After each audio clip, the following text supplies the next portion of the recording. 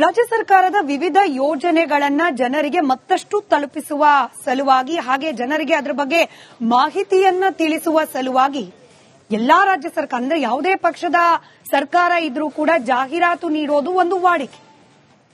ಈಗ ಈ ರೀತಿ ರಾಜ್ಯ ಸರ್ಕಾರದ ಯೋಜನೆಗಳನ್ನ ಜನರಿಗೆ ಅದರಲ್ಲೂ ಕರ್ನಾಟಕ ರಾಜ್ಯದ ಜನರಿಗೆ ತಿಳಿಸಬೇಕು ಅಂದ್ರೆ ಸಹಜವಾಗಿ ಕರ್ನಾಟಕದಲ್ಲಿ ಹೆಚ್ಚು ಜನಪ್ರಿಯವಾಗಿರುವ ಮಾಧ್ಯಮಗಳಿಗೆ ಪತ್ರಿಕೆಗಳಿಗೆ ಆದ್ಯತೆ ಮಾನ್ಯತೆಯನ್ನ ಕೊಡಬೇಕು ಅನ್ನೋದು ಬೇಸಿಕ್ ಕಾಮನ್ ಸೆನ್ಸ್. ಆದ್ರೆ ನಮ್ಮ ರಾಜ್ಯ ಸರ್ಕಾರ ಕರ್ನಾಟಕದಲ್ಲಿ ಹೆಚ್ಚು ಸರ್ಕ್ಯುಲೇಷನ್ನೇ ಇಲ್ಲದ ಅರ್ಥಾತ್ ಕನ್ನಡಿಗರು ಅಥವಾ ಕರ್ನಾಟಕದಲ್ಲಿ ಇರುವ ಬೇರೆ ಭಾಷಿಕರು ಹೆಚ್ಚು ಓದದಂತಹ ಪತ್ರಿಕೆಗೆ ಯಥೇಚ್ಛವಾಗಿ ಜಾಹೀರಾತನ್ನ ನೀಡಿರೋದು ಇದೀಗ ವಿವಾದಕ್ಕೆ ಕಾರಣವಾಗ್ತಾ ಇದೆ. ವಿವಾದ ಕೇವಲ ಸರ್ಕ್ಯುಲೇಷನ್ ಇಲ್ಲದ ಪತ್ರಿಕೆ ಅನ್ನೋದು ಒಂದೇ ಕಾರಣ ಅಲ್ಲ, ಬದಲಾಗಿ ಕಾಂಗ್ರೆಸ್ನ ಅಧಿನಾಯಕಿ ಅಂತ ಕರೆಸಿಕೊಳ್ಳಲ್ಪಡುವ ಸೋನಿಯಾ ಗಾಂಧಿ ಅವರು ಹಾಗೆ ಕಾಂಗ್ರೆಸ್ನ ನಾಯಕರಾದ ರಾಹುಲ್ ಗಾಂಧಿ ಅವರು ಯಾವ ಪತ್ರಿಕೆಯ ಹಣಕಾಸಿನ ವಹಿವಾಟಿನ ವಿಚಾರಕ್ಕೆ ಸಂಬಂಧಪಟ್ಟಂತೆ ಕಾನೂನಾತ್ಮಕ ಸಂಕಷ್ಟವನ್ನ ಅನುಭವಿಸ್ತಾ ಇದ್ದಾರೋ ಅದೇ ನ್ಯಾಷನಲ್ ಹೆರಾಲ್ಡ್ ಪತ್ರಿಕೆಗೆ ಹೆಚ್ಚಿನ ಜಾಹೀರಾತನ್ನ ನೀಡಿದೆ ರಾಜ್ಯ ಕಾಂಗ್ರೆಸ್ ನೇತೃತ್ವದ ಸರ್ಕಾರ ಅನ್ನೋದು ಸದ್ಯಕ್ಕೆ ವಿವಾದಕ್ಕೆ ಕಾರಣವಾಗ್ತಾ ಇದೆ. ಕಳೆದ 2 ವರ್ಷಗಳಲ್ಲೇ 2.89 ಕೋಟಿ ರೂಪಾಯಿ ಜಾಹೀರಾತನ್ನ ನ್ಯಾಷನಲ್ ಹೆರಾಲ್ಡ್ ಪತ್ರಿಕೆಗೆ ನೀಡಲಾಗಿದೆ. ಸಹಜವಾಗಿ ಇದು ವಿವಾದಕ್ಕೆ ಕಾರಣವಾಗಿದೆ. 2022-23ನಲ್ಲೂ ಕೂಡ ಆ ಸಾಲಿನಲ್ಲೂ ಕೂಡ ಹತ್ರ 2 ಕೋಟಿ 1.90 ಕೋಟಿ ಹಾಗೆ ಈ ಸಾಲಿನಲ್ಲಿ 99 ಲಕ್ಷ ಉಳಿದೆಲ್ಲ ಪತ್ರಿಕೆಗಳಿಗಿಂತ ನ್ಯಾಷನಲ್ ಹೆರಾಲ್ಡ್ಗೆ ಹೆಚ್ಚು ಜಾಹೀರಾತನ್ನ ನೀಡಲಾಗಿದೆ. 2024-25ನೇ ಸಾಲಿನಲ್ಲಿ ಒಟ್ಟು 69% 69% ಆಫ್ ಕರ್ನಾಟಕ ಗವರ್ಮೆಂಟ್ಸ್ ಆಡ್ ಹೋಗಿರೋದು ನ್ಯಾಷನಲ್ ಹೆರಾಲ್ಡ್ ಪತ್ರಿಕೆಗೆ.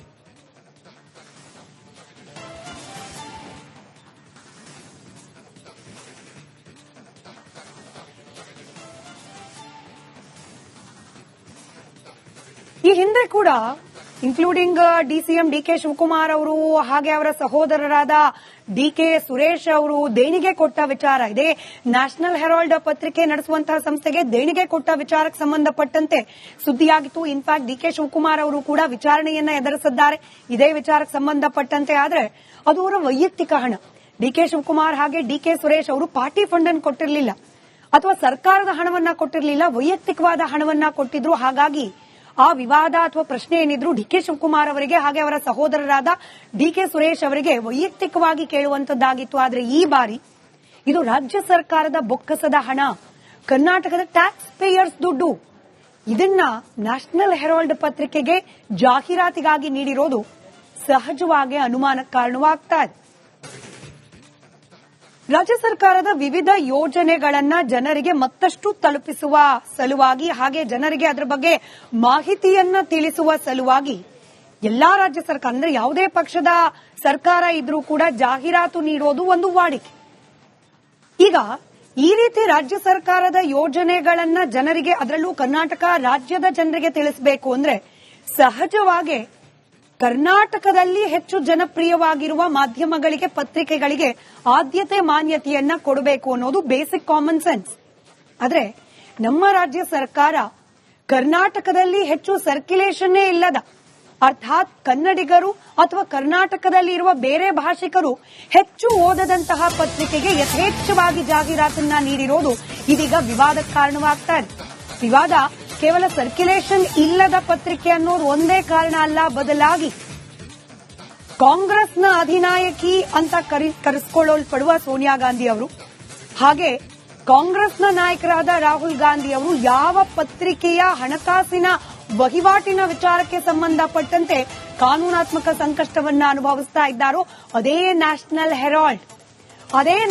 ಹೆರಾಲ್ಡ್ ಪತ್ರಿಕೆಗೆ ಹೆಚ್ಚಿನ ಜಾಹೀರಾತನ್ನ ನೀಡಿದೆ ರಾಜ್ಯ ಕಾಂಗ್ರೆಸ್ ನೇತೃತ್ವದ ಸರ್ಕಾರ ಅನ್ನೋದು ಸದ್ಯಕ್ಕೆ ವಿವಾದಕ್ಕೆ ಕಾರಣವಾಗ್ತಾ ಇದೆ. ಕಳೆದ 2 ವರ್ಷಗಳಲ್ಲೇ 2.89 ಕೋಟಿ ರೂಪಾಯಿ ಜಾಹೀರಾತನ್ನ ನ್ಯಾಷನಲ್ ಹೆರಾಲ್ಡ್ ಪತ್ರಿಕೆಗೆ ನೀಡಲಾಗಿದೆ. ಸಹಜವಾಗಿ ಇದು ವಿವಾದಕ್ಕೆ ಕಾರಣವಾಗಿದೆ. 2022-23ನಲ್ಲೂ ಕೂಡ ಆ ಸಾಲಿನಲ್ಲೂ ಕೂಡ ಹತ್ರ 2 ಕೋಟಿ 1.90 ಕೋಟಿ ಹಾಗೆ ಈ ಸಾಲಿನಲ್ಲಿ 99 ಲಕ್ಷ, ಉಳಿದೆಲ್ಲ ಪತ್ರಿಕೆಗಳಿಗಿಂತ ನ್ಯಾಷನಲ್ ಹೆರಾಲ್ಡ್ಗೆ ಹೆಚ್ಚು ಜಾಹೀರಾತನ್ನ ನೀಡಲಾಗಿದೆ. 2024-25ನೇ ಸಾಲಿನಲ್ಲಿ ಒಟ್ಟು 69%, 69% ಆಫ್ ಕರ್ನಾಟಕ ಗವರ್ಮೆಂಟ್ಸ್ ಆಡ್ ಹೋಗಿರೋದು ನ್ಯಾಷನಲ್ ಹೆರಾಲ್ಡ್ ಪತ್ರಿಕೆಗೆ.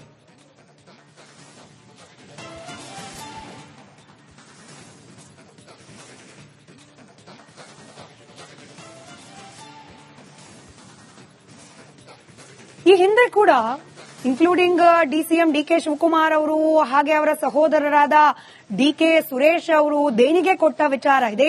ನ್ಯಾಷನಲ್ ಹೆರಾಲ್ಡ್ ಪತ್ರಿಕೆ ನಡೆಸುವಂತಹ ಸಂಸ್ಥೆಗೆ ದೇಣಿಗೆ ಕೊಟ್ಟ ವಿಚಾರಕ್ಕೆ ಸಂಬಂಧಪಟ್ಟಂತೆ ಸುದ್ದಿಯಾಗಿತ್ತು. ಇನ್ಫ್ಯಾಕ್ಟ್ ಡಿಕೆ ಶಿವಕುಮಾರ್ ಅವರು ಕೂಡ ವಿಚಾರಣೆಯನ್ನ ಎದುರಿಸಿದ್ದಾರೆ ಇದೇ ವಿಚಾರಕ್ಕೆ ಸಂಬಂಧಪಟ್ಟಂತೆ. ಆದ್ರೆ ಅದು ಅವರ ವೈಯಕ್ತಿಕ ಹಣ. ಡಿಕೆ ಶಿವಕುಮಾರ್ ಹಾಗೆ ಡಿಕೆ ಸುರೇಶ್ ಅವರು ಪಾರ್ಟಿ ಫಂಡ್ ಅನ್ನು ಕೊಟ್ಟಿರಲಿಲ್ಲ ಅಥವಾ ಸರ್ಕಾರದ ಹಣವನ್ನ ಕೊಟ್ಟಿರಲಿಲ್ಲ, ವೈಯಕ್ತಿಕವಾದ ಹಣವನ್ನ ಕೊಟ್ಟಿದ್ರು. ಹಾಗಾಗಿ ಆ ವಿವಾದ ಅಥವಾ ಪ್ರಶ್ನೆ ಏನಿದ್ರು ಡಿಕೆ ಶಿವಕುಮಾರ್ ಅವರಿಗೆ ಹಾಗೆ ಅವರ ಸಹೋದರರಾದ ಡಿಕೆ ಸುರೇಶ್ ಅವರಿಗೆ ವೈಯಕ್ತಿಕವಾಗಿ ಕೇಳುವಂತದ್ದಾಗಿತ್ತು. ಆದರೆ ಈ ಬಾರಿ ಇದು ರಾಜ್ಯ ಸರ್ಕಾರದ ಬೊಕ್ಕಸದ ಹಣ, ಕರ್ನಾಟಕದ ಟ್ಯಾಕ್ಸ್ ಪೇಯರ್ಸ್ ದುಡ್ಡು. ಇದನ್ನ ನ್ಯಾಷನಲ್ ಹೆರಾಲ್ಡ್ ಪತ್ರಿಕೆಗೆ ಜಾಹೀರಾತಿಗಾಗಿ ನೀಡಿರೋದು ಸಹಜವಾಗಿ ಅನುಮಾನಕ್ಕೆ ಕಾರಣವಾಗ್ತಾ ಇದೆ. ರಾಜ್ಯ ಸರ್ಕಾರದ ವಿವಿಧ ಯೋಜನೆಗಳನ್ನ ಜನರಿಗೆ ಮತ್ತಷ್ಟು ತಲುಪಿಸುವ ಸಲುವಾಗಿ ಹಾಗೆ ಜನರಿಗೆ ಅದರ ಬಗ್ಗೆ ಮಾಹಿತಿಯನ್ನ ತಿಳಿಸುವ ಸಲುವಾಗಿ ಎಲ್ಲಾ ರಾಜ್ಯ ಸರ್ಕಾರ ಅಂದ್ರೆ ಯಾವುದೇ ಪಕ್ಷದ ಸರ್ಕಾರ ಇದ್ರೂ ಕೂಡ ಜಾಹೀರಾತು ನೀಡೋದು ಒಂದು ವಾಡಿಕೆ. ಈಗ ಈ ರೀತಿ ರಾಜ್ಯ ಸರ್ಕಾರದ ಯೋಜನೆಗಳನ್ನ ಜನರಿಗೆ, ಅದರಲ್ಲೂ ಕರ್ನಾಟಕ ರಾಜ್ಯದ ಜನರಿಗೆ ತಿಳಿಸಬೇಕು ಅಂದ್ರೆ ಸಹಜವಾಗಿ ಕರ್ನಾಟಕದಲ್ಲಿ ಹೆಚ್ಚು ಜನಪ್ರಿಯವಾಗಿರುವ ಮಾಧ್ಯಮಗಳಿಗೆ, ಪತ್ರಿಕೆಗಳಿಗೆ ಆದ್ಯತೆ ಮಾನ್ಯತೆಯನ್ನ ಕೊಡಬೇಕು ಅನ್ನೋದು ಬೇಸಿಕ್ ಕಾಮನ್ ಸೆನ್ಸ್.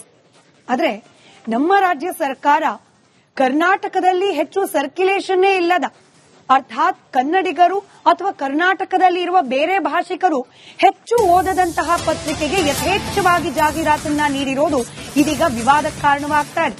ವಿವಾದ ಕೇವಲ ಸರ್ಕ್ಯುಲೇಷನ್ ಇಲ್ಲದ ಪತ್ರಿಕೆ ಅನ್ನೋದು ಒಂದೇ ಕಾರಣ ಅಲ್ಲ, ಬದಲಾಗಿ ಕಾಂಗ್ರೆಸ್ನ ಅಧಿನಾಯಕಿ ಅಂತ ಕರೆಸಿಕೊಳ್ಳಲ್ಪಡುವ ಸೋನಿಯಾ ಗಾಂಧಿ ಅವರು ಹಾಗೆ ಕಾಂಗ್ರೆಸ್ನ ನಾಯಕರಾದ ರಾಹುಲ್ ಗಾಂಧಿ ಅವರು ಯಾವ ಪತ್ರಿಕೆಯ ಹಣಕಾಸಿನ ವಹಿವಾಟಿನ ವಿಚಾರಕ್ಕೆ ಸಂಬಂಧಪಟ್ಟಂತೆ ಕಾನೂನಾತ್ಮಕ ಸಂಕಷ್ಟವನ್ನ ಅನುಭವಿಸ್ತಾ ಇದ್ದಾರೋ ಅದೇ ನ್ಯಾಷನಲ್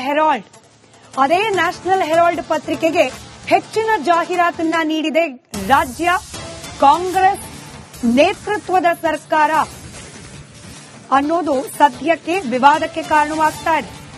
ಕಳೆದ 2 ವರ್ಷಗಳಲ್ಲೇ 2.89 ಕೋಟಿ ರೂಪಾಯಿ ಜಾಹೀರಾತನ್ನ ನ್ಯಾಷನಲ್ ಹೆರಾಲ್ಡ್ ಪತ್ರಿಕೆಗೆ ನೀಡಲಾಗಿದೆ. ಸಹಜವಾಗಿ ಇದು ವಿವಾದಕ್ಕೆ ಕಾರಣವಾಗಿದೆ.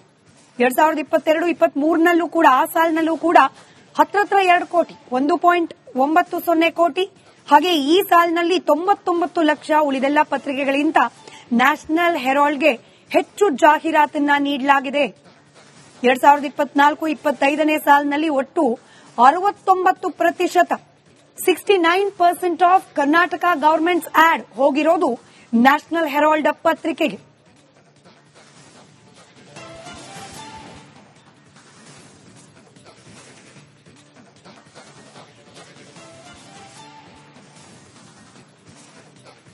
ಈ ಹಿಂದೆ ಕೂಡ ಇನ್ಕ್ಲೂಡಿಂಗ್ ಡಿಸಿಎಂ ಡಿಕೆ ಶಿವಕುಮಾರ್ ಅವರು ಹಾಗೆ ಅವರ ಸಹೋದರರಾದ ಡಿಕೆ ಸುರೇಶ್ ಅವರು ದೇಣಿಗೆ ಕೊಟ್ಟ ವಿಚಾರ ಇದೆ. ನ್ಯಾಷನಲ್ ಹೆರಾಲ್ಡ್ ಪತ್ರಿಕೆ ನಡೆಸುವಂತಹ ಸಂಸ್ಥೆಗೆ ದೇಣಿಗೆ ಕೊಟ್ಟ ವಿಚಾರಕ್ಕೆ ಸಂಬಂಧಪಟ್ಟಂತೆ ಸುದ್ದಿಯಾಗಿತ್ತು. ಇನ್ಫ್ಯಾಕ್ಟ್ ಡಿಕೆ ಶಿವಕುಮಾರ್ ಅವರು ಕೂಡ ವಿಚಾರಣೆಯನ್ನ ಎದುರಿಸಿದ್ದಾರೆ ಇದೇ ವಿಚಾರಕ್ಕೆ ಸಂಬಂಧಪಟ್ಟಂತೆ. ಆದ್ರೆ ಅದು ಅವರ ವೈಯಕ್ತಿಕ ಹಣ. ಡಿಕೆ ಶಿವಕುಮಾರ್ ಹಾಗೆ ಡಿಕೆ ಸುರೇಶ್ ಅವರು ಪಾರ್ಟಿ ಫಂಡ್ ಅನ್ನು ಕೊಟ್ಟಿರಲಿಲ್ಲ ಅಥವಾ ಸರ್ಕಾರದ ಹಣವನ್ನ ಕೊಟ್ಟಿರಲಿಲ್ಲ, ವೈಯಕ್ತಿಕವಾದ ಹಣವನ್ನ ಕೊಟ್ಟಿದ್ರು. ಹಾಗಾಗಿ ಆ ವಿವಾದ ಅಥವಾ ಪ್ರಶ್ನೆ ಏನಿದ್ರು ಡಿಕೆ ಶಿವಕುಮಾರ್ ಅವರಿಗೆ ಹಾಗೆ ಅವರ ಸಹೋದರರಾದ ಡಿಕೆ ಸುರೇಶ್ ಅವರಿಗೆ ವೈಯಕ್ತಿಕವಾಗಿ ಕೇಳುವಂತದ್ದಾಗಿತ್ತು. ಆದರೆ ಈ ಬಾರಿ ಇದು ರಾಜ್ಯ ಸರ್ಕಾರದ ಬೊಕ್ಕಸದ ಹಣ, ಕರ್ನಾಟಕದ ಟ್ಯಾಕ್ಸ್ ಪೇಯರ್ಸ್ ದುಡ್ಡು. ಇದನ್ನ ನ್ಯಾಷನಲ್ ಹೆರಾಲ್ಡ್ ಪತ್ರಿಕೆಗೆ ಜಾಹೀರಾತಿಗಾಗಿ ನೀಡಿರೋದು ಸಹಜವಾಗಿ ಅನುಮಾನಕ್ಕೆ ಕಾರಣವಾಗ್ತಾ ಇದೆ.